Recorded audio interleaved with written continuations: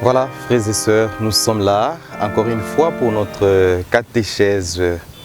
Pour ceux qui ne me connaissent pas, c'est Père Pascal Mouindo, je suis prêtre à la paroisse universitaire Notre-Dame de la Sagesse Kinshasa, Unikine.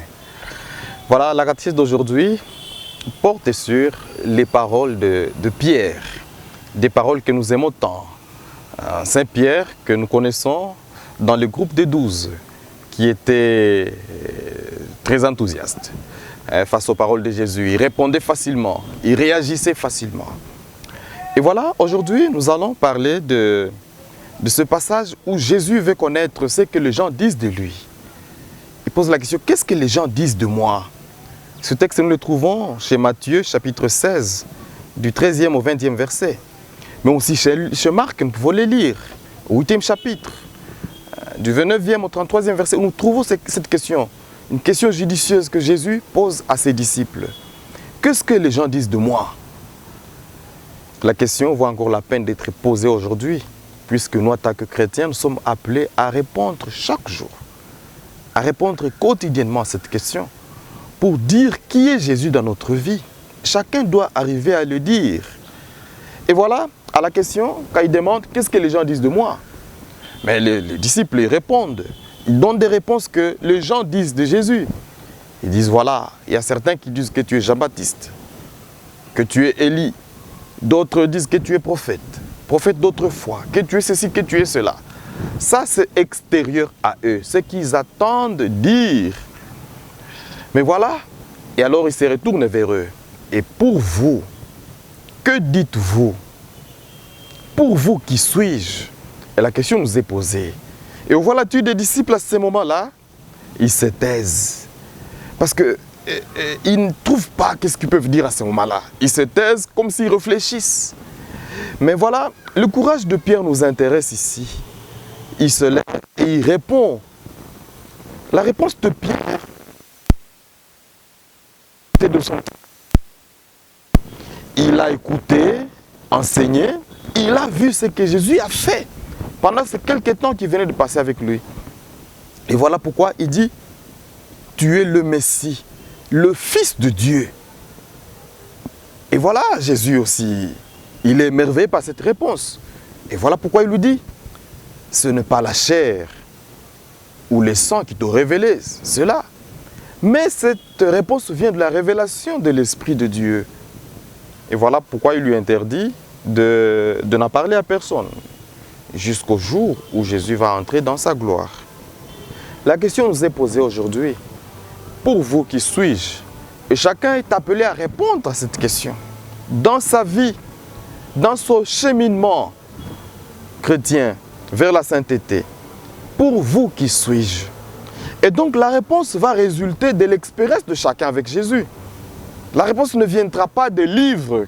Il ne s'agit pas de lire des livres pour répondre à cette question. Mais il s'agit de cheminer avec Jésus. Vivre avec lui au quotidien, dans son intimité, pour pouvoir dire qui il est pour vous. Et donc la question est toujours posée quotidiennement à chacun de nous. Pour vous, qui suis-je? Et la réponse est à retrouver dans notre vécu, dans notre intérieur. Et c'est là que Jésus nous amène. Il nous demande de répondre à cette question. Pour vous, qui suis-je? Et à partir de cette réponse, Jésus constate que Pierre avait déjà une foi enracinée, même si cette foi a connu quelques moments de turbulence. Quand Pierre a renié Jésus, nous le voyons. Évidemment, en le reniant, c'est par faiblesse humaine, il a renié.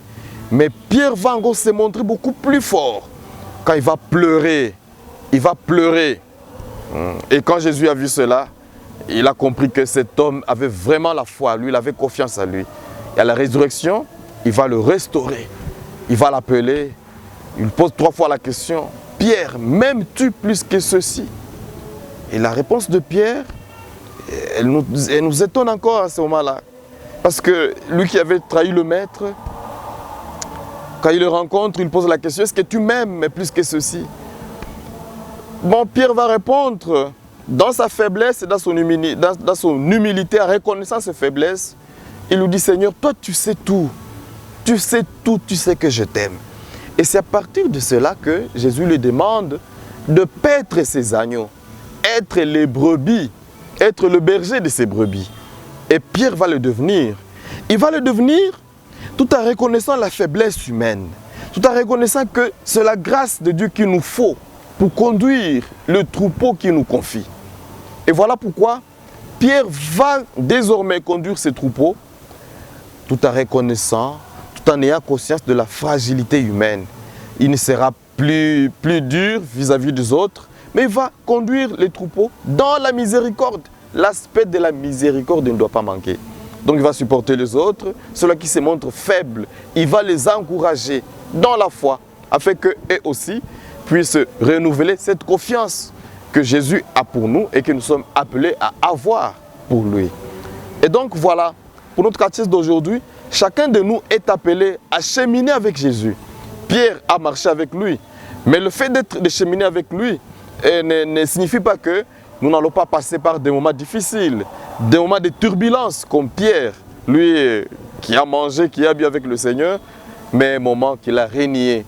Mais voilà, il ne faut pas rester là-bas, il faut se relever. Il ne faut pas être comme Judas, lui qui après avoir commis son forfait là, il s'est dit non, pour moi tout est fini. Donc Judas ne s'est pas ouvert à la miséricorde de Dieu. Mais Pierre, il a reconnu que Dieu est miséricordieux. Il a pleuré. Et les pleurs de Pierre sont des pleurs de repentance. Le pleur de pardon. Il a reconnu sa faute. Il a reconnu sa fragilité. Et voilà pourquoi Jésus lui confie son église. Il lui a dit, tu es Pierre. Et sur cette pierre, je bâtirai mon église. Voilà. Et c'est sur la foi de Pierre, et donc disons, c'est la foi de Pierre qui continue à nous nourrir, à nous guider. Ce Pierre qui était le témoin de tout ce que nous enseignons aujourd'hui vient des apôtres. Et Pierre, lui, il est le prince des apôtres. Jésus l'a institué, il l'a mis à la tête des apôtres. Et donc nous sommes trop fiers de suivre Jésus et de répondre quotidiennement à cet appel, à cette question qu'il nous pose, pour vous, qui suis-je?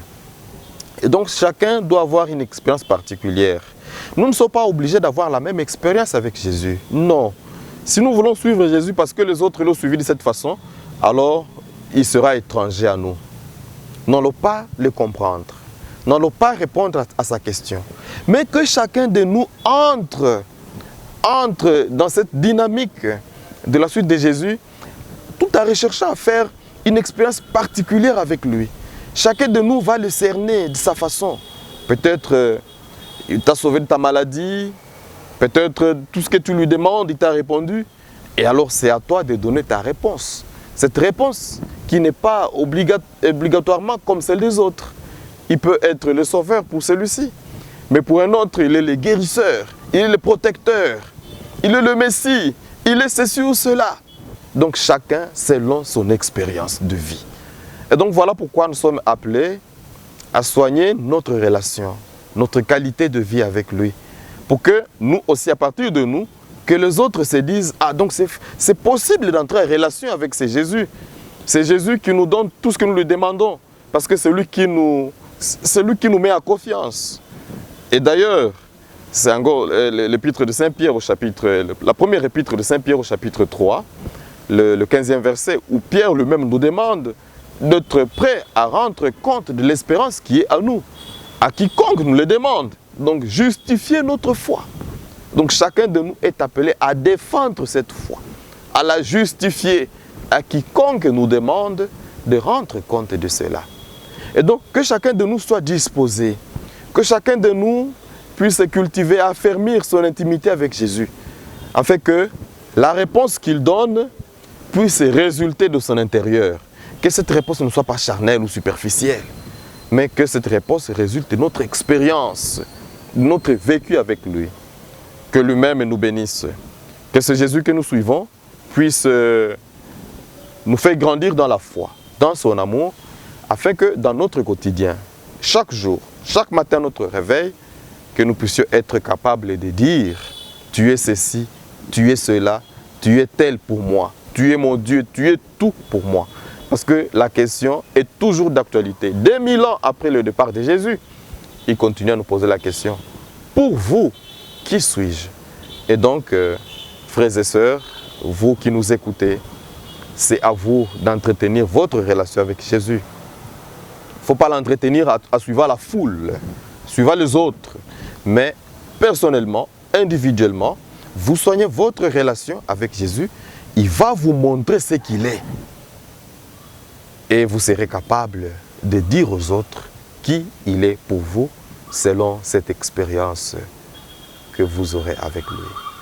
L'expérience ne vient pas d'un seul jour, mais l'expérience vient de nos actes, de nos habitudes, de chaque jour. Voilà comment nous allons entrer dans son intimité. Et à notre tour, il nous dira, comme il a dit à Pierre, cette parole ne vient pas de la chair, ou cette parole ne vient pas du sang, mais cette parole vient de l'Esprit, l'Esprit de Dieu qui t'a révélé cela. Pour que l'Esprit nous révèle des bonnes paroles, des bonnes réponses dans notre foi. Et donc, frères et sœurs, cultivons notre intimité avec le Seigneur, pour que nous aussi, nous soyons comme Pierre, gratifiés, tout en reconnaissant d'abord nos faiblesses, et nous devons demander la grâce qu'il nous faut pour être à sa suite. Sinon, nous allons nous décourager.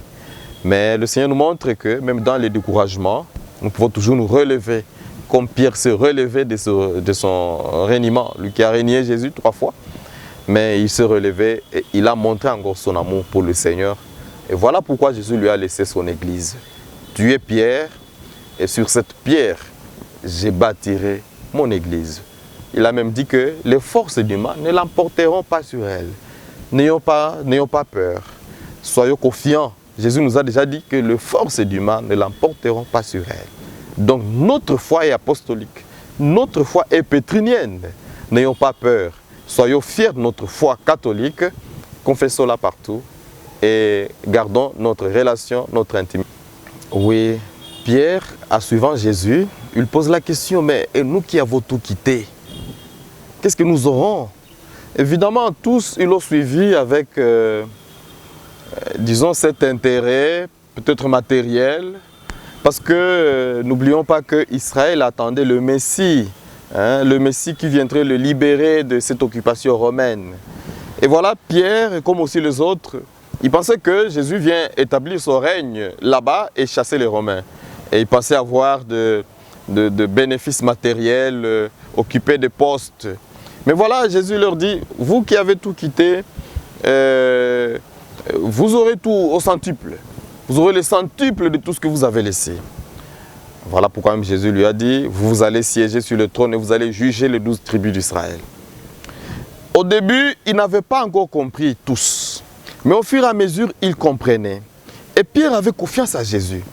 Et même à l'Irénien, c'est parce qu'il était un peu déçu. Il se disait, mais cet homme à qui j'avais toute la confiance, comment on peut l'attraper, le frapper comme ça? Il était un peu déçu. Et voilà pourquoi il dit, non, non, non, non, je ne connais pas cet homme. Je ne le connais pas. Mais quelque part, après cela, non, il se rappelait des grandeurs, des actes de cet homme, Jésus. Voilà pourquoi il a pleuré. Il a pleuré. Et c'est à partir de cela, donc les pleurs de Pierre, que Jésus a senti vraiment, il a remarqué la sincérité de la foi de cet homme. Et voilà pourquoi il s'est confessé. Il lui a dit, Jésus, je t'aime plus que ceci. Je t'aime, je suis prêt à porter la croix. Et il a porté cette croix jusqu'à la fin, et jusqu'au martyr. Et voilà tout ce que nous pouvons retenir chez Pierre, c'est ce courage, cette détermination dans la foi, de savoir endurer les épreuves. Et il a vraiment été éprouvé. Donc n'ayons pas peur, dans notre foi, les épreuves ne manqueront pas. Peut-être parfois nous sommes découragés aussi. On s'est dit, mais nous sommes avec Jésus, mais il y a des turbulences que nous traversons. Et parfois certains d'entre nous, ils sont comme Pierre, ils le renient. Ils vagabondent dans les églises, ils vont ici, ils vont là-bas. Ça, c'est renier Jésus comme Pierre, c'est renier sa foi. Mais voilà, Jésus est toujours prêt à nous pardonner. Quand nous revenons, quand nous pleurons notre faute, notre erreur, notre péché, il nous pardonne et il nous rétablit dans notre dignité de fils. Il nous redonne notre place dans son église. Voilà ce que nous pouvons dire ou retenir de cette démarche de Saint Pierre. Pierre qui est notre modèle de foi. lui qui nous a enseigné, lui qui nous a appris tout ce que l'Église nous enseigne aujourd'hui. Voilà, frères et sœurs, merci d'avoir suivi notre catéchisme d'aujourd'hui et nous sommes très heureux de vous avoir si nombreux. Et nous espérons que prochainement, nous serons encore ensemble avec vous pour partager d'autres expériences de la foi. Et avant de terminer, je vais vous bénir afin que le Seigneur continue à vous protéger dans tout ce que vous faites et à vous affermir dans votre foi catholique, qu'elle soit ferme, qu'elle soit solide, qu'elle ne trébuche pas, quelles que soient les épreuves que vous traversez. Que Dieu Tout-Puissant vous bénisse et vous garde, le Père, le Fils et le Saint-Esprit. Amen.